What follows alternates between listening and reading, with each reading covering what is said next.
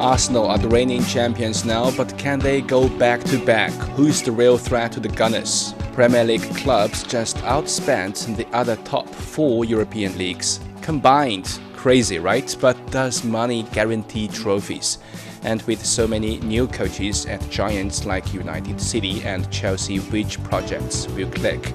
This is Sideline Story. I'm Yang Guan alongside my fantastic co-hosts Tian Yu and Brandon Yates. If you loved unfiltered football talk, hit subscribe on your favorite podcast app. Drop us a comment, tell us your title favorites and which new boss you think will flop first. We might feature your take next episode.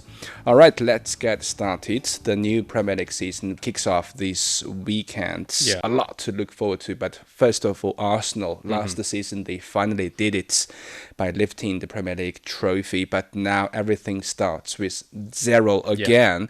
Tian Yu, do you think Arsenal can actually go back to back? And more importantly, is this year's title pursuit going to be harder or easier for them than the last one? Well, yeah, just for the time being, I would say Arsenal's title defense prospects look pretty bright. They just beat their biggest rival of the past few seasons, Man City, in a pretty convincing way in a Community Shield final. Comfortable win. Yes.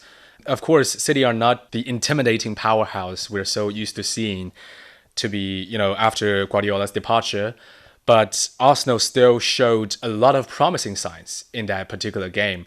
I mean, starting with their new signings, just based on the performance of that game, I would say Christos Tolles, very good replacement for Leandro Trossard. Just like Trossard, he's very good with the ball. He's comfortable with both feet, and I think his movement is very smart.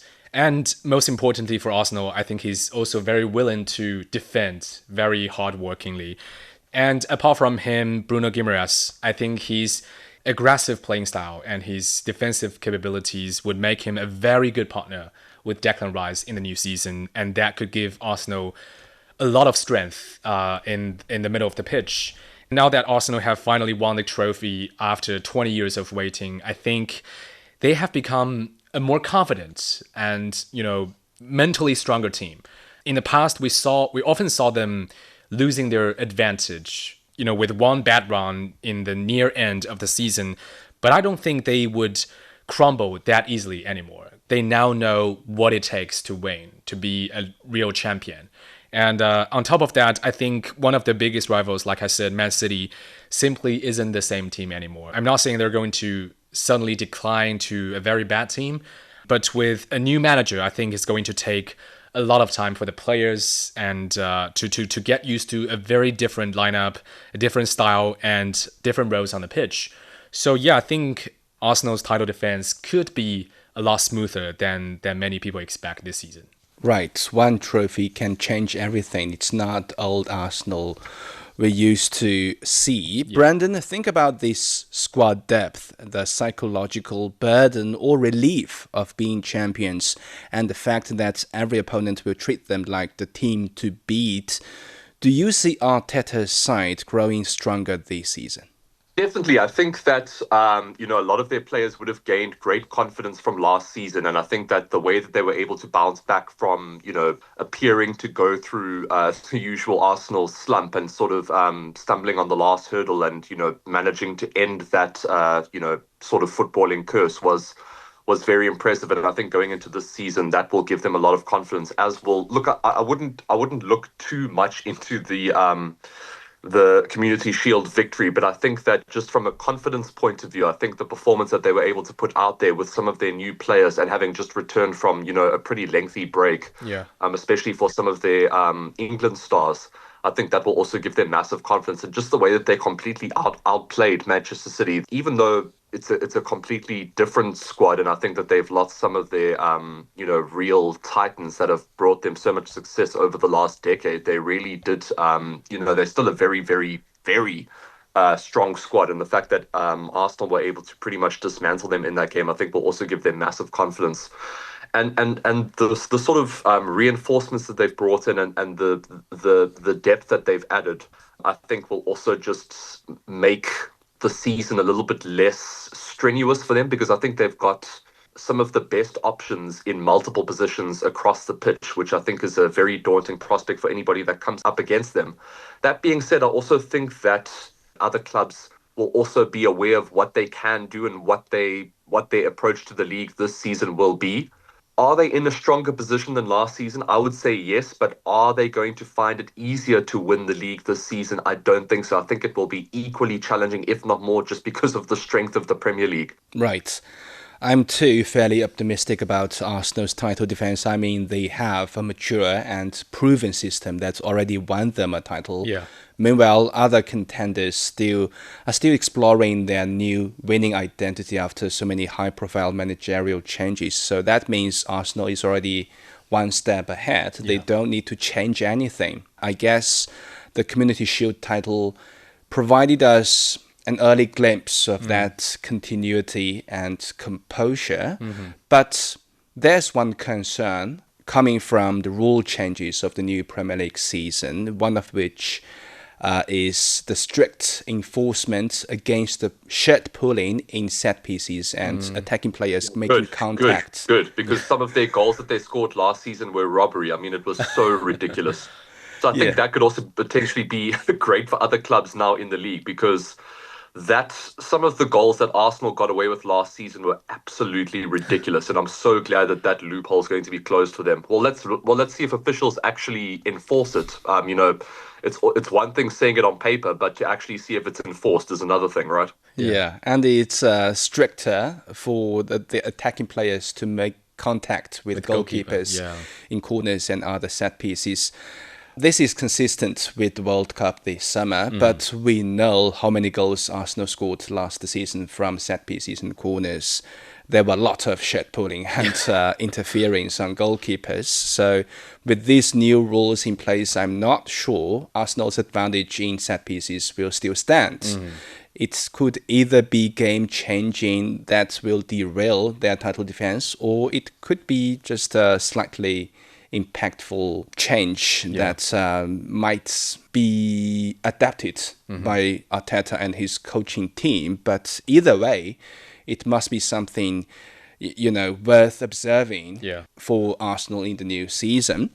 Now, besides Arsenal, other Premier League giants have reloaded again, but it feels like this season is different. Arsenal is the sole title favourite according to the art boards. Everyone else is behind them. So Tianyu, who poses the single biggest threat to Arsenal? Well, in terms of the first name, I think Man United might pull out a great season, or at least a better one than last season. I think they haven't made a lot of blockbuster signings this summer, aside from Tielemans, who I think is a really talented player. I mean, he's has very good vision, has passing ability, and I think his arrival could take a lot of pressure off Bruno Fernandes in terms of creating chances and linking up the midfield with the front lines. But for me, I think the biggest reason for optimism for Man United is their manager, Michael Carrick. I would say the biggest success for Man United's management this summer was actually keeping Carrick. To me, he's a bit like Ancelotti. I think he's a manager who knows how to get the best out of his players and, more importantly, where to put them. A recent friendly might be a case in point, because I saw in that friendly where even Joshua Zirkzee, who struggled a bit under different managers in the past few seasons in Man United, he seemed to have found a different role as a shadow striker under Carrick, and he seemed to be fitting that role perfectly well. With such an adaptive manager, if Man United can keep their key players healthy, their key squad intact, I would say they have a very good chance of at least, securing a top 4 spot. If they can make a couple of smart signings before the transfer window closes, like, maybe, bringing up another left back or another defensive midfielder, I think they could surprise a lot of people and even become a serious challenger for Arsenal. Right, I kind of agree with you on Manchester United, even though other than Tielemans, they didn't bring enough, starry reinforcement, but they've been in outstanding form since January and produced one of the best records in the league in the latter half of the last season. They can build on that solid foundation, and the chemistry, the locker room harmony, the tactical clarity. It seems like everything is clicking for them right now. Maybe Man United is ready for the true resurgence in the post-Ferguson era. Who knows? Yeah. But Brandon, who can be the biggest title challenger for Arsenal from your perspective? Well, I just want to touch on one or two more things about United as well. Let's also not forget that for free, we just got back one of the most attacking threats in the world in Marcus Rashford. I think having someone like him back, I think that's, I know there's a lot of emotion tied to it because he's a Manchester boy, and fans feel like he sort of abandoned Manchester United, and similar to sort of Trent leaving Liverpool. I'm hoping that Manchester United fans embrace Rashford coming back, and I think he was brilliant at Barcelona in stages, and I think he also had a pretty solid World Cup, and I think he should have got more playing minutes than he did.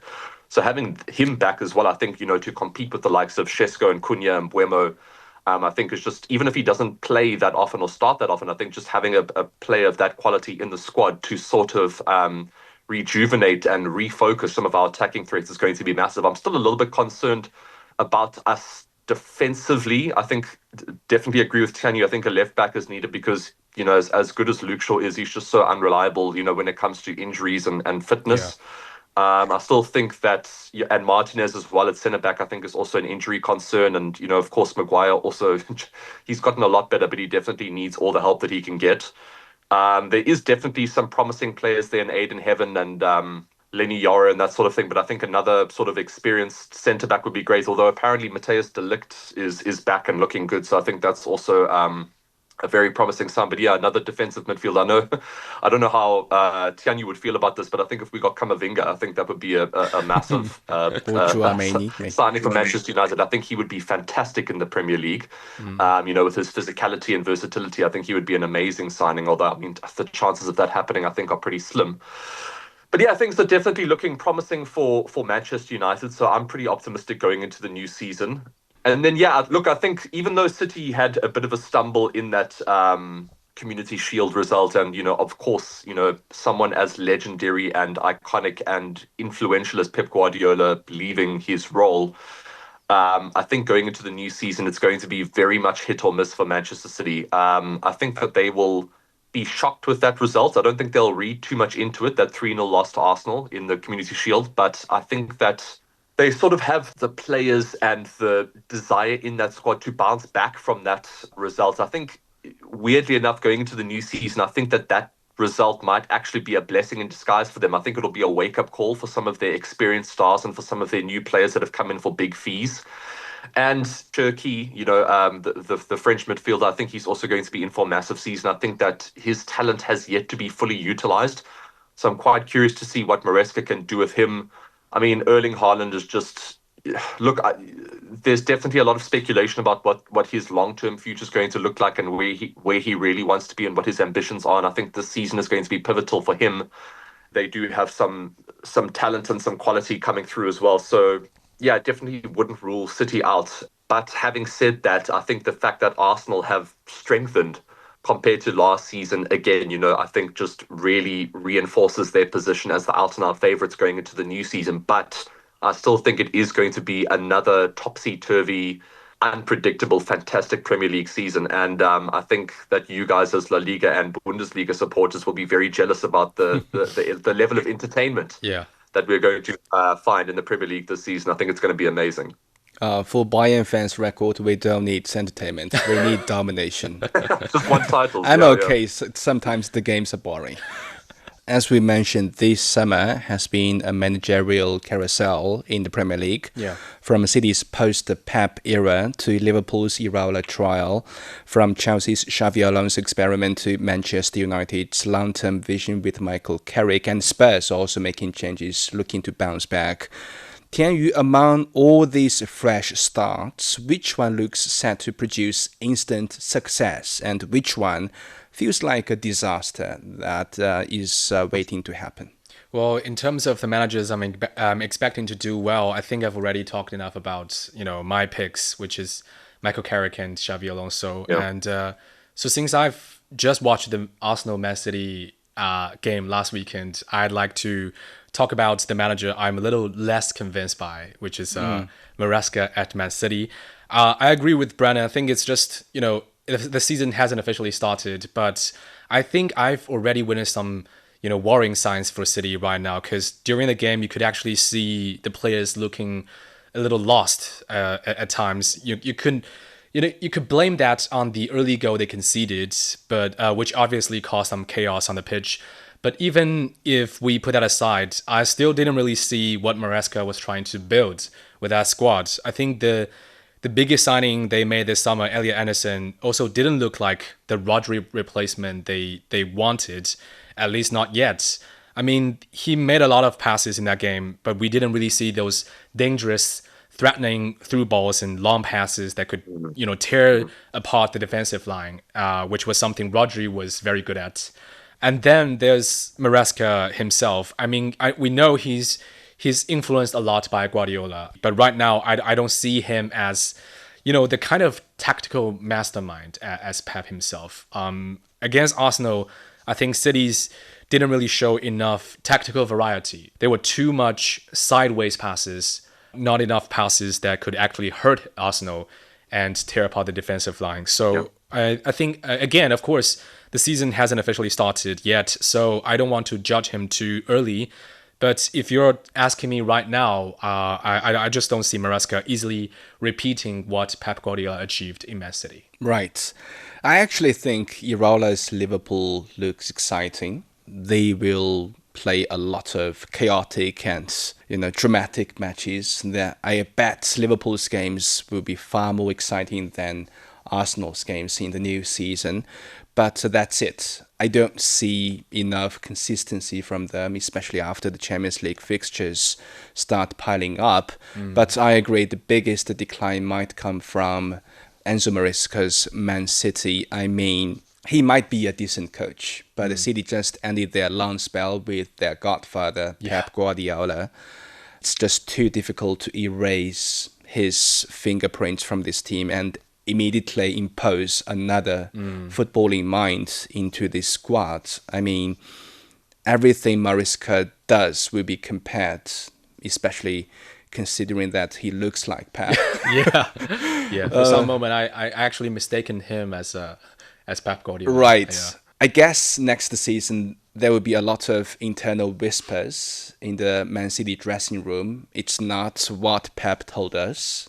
Kind of conversation inside their minds. Imagine the pressure on him. Yeah, but in Maresca's defense, I don't think the 3-0 loss in the Community Shield game reflect the real gap between them and Arsenal. I mean, they also created many chances. Haaland just missed some of them, and David Raya was just brilliant in that game. Yeah. Man City still have a shot in the new season, but I wouldn't call them the biggest challenge for Arsenal. I wouldn't call them even the top contender in the top 4. City might just struggling like how United struggled after Ferguson left. That's just my prediction. Brandon, which of these projects look promising to you and which is destined to fail, maybe even midway through the season?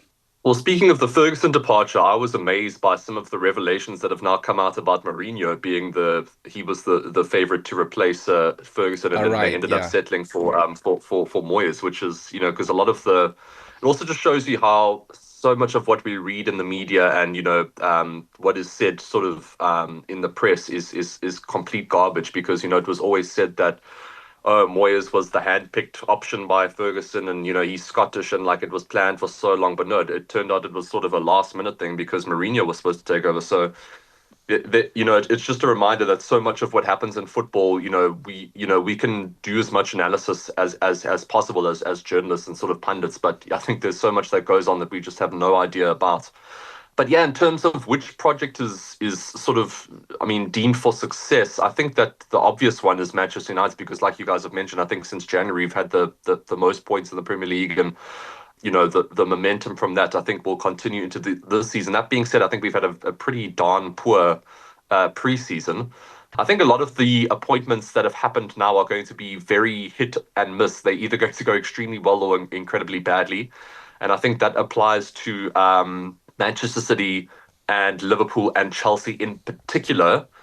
I think De Zerbi, at Tottenham should be, I don't think there's that much room for disaster there in terms of, what they've been dealing with in the last season. I don't think it could get much worse for them. I think the only sort of potential disaster for them is that the amount of money that they've spent, if that doesn't yield results, I think that will be hugely disastrous for them and their future and their potential capabilities to attract talent going forward.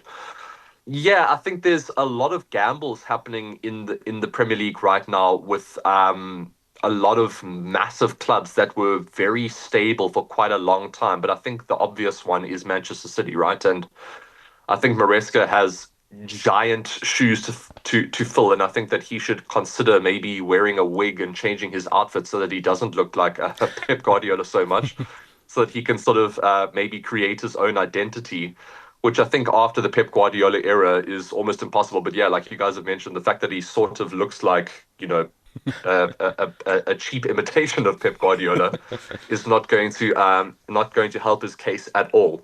Iraola, I think that's also going to be interesting because I think that a lot of the massive signings that were made under Arne Slot could potentially be in for a big season this season. So I think Liverpool are also going to quietly be a threat compared to last season, although the departure of Mo Salah, I think that's also going to be very interesting to see how they manage with that. Just another massive icon leaving a massive club, with I think that's at a similar level to Guardiola leaving City in terms of, club identity impact. Right. Finally, let's look at the transfer window for the English clubs. Here's staggering stats. Premier League clubs have outspent the entire rest of Europe's top 5 leagues combined this summer. 2.3 billion euros in total.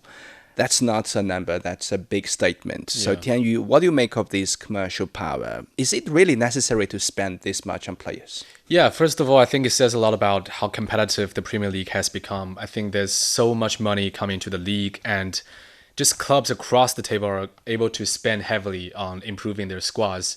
And you can see the results. Just look at the last season's Champions League. I think all 6 Premier League teams have made it into the last 16.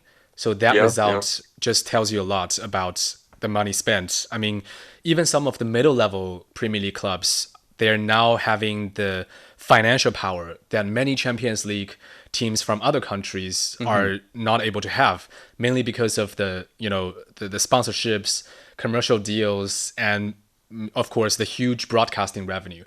They don't really have to rely on selling players to make money anymore. And I also want to talk about the inflated value of the players. I think nowadays these 100 million pound deals are becoming more and more common.